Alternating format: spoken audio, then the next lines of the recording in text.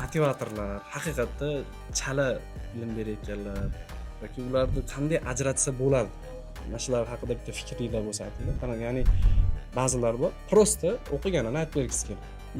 Bu ham ilm. Umid akaning zo'r gapi bor, Ishmuhammedov. Hali TikToker bor, likkilar o'ynayotganlar deydi. Ulardan yaxshi deydi.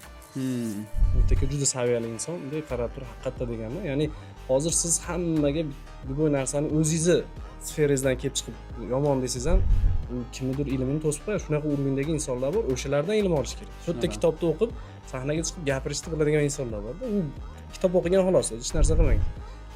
Unaqalarni lekin biznesmenlar ajratish kerak. Sal-pal urovini bor insonlar. Qanaqa qilib ajratish kerak? Sizlarning fikringlar qanaqa yoki sizlarda oldin bo'lganmi shunaqaligi? Kirsiz gapni aylantirib, prosta motivatsiya berib shunaqa bo'ladigan holatlar bo'lganmi?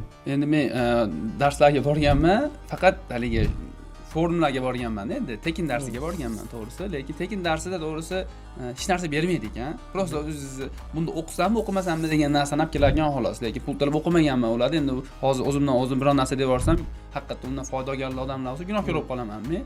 To'g'risi ular to'g'risida bitta fikr bera olmayman, lekin shuni bildim. Forumda prosta o'zingiz ixlos qilganda haqiqatdan mana shu narsa oson bo'ladi, bo'lmadiga yig'sa bo'ladigan xolos odam. Lekin nimadir olib keta olmasak endi kerakli, kulcha boshqa narsani o'rgatgan oxirigacha emas.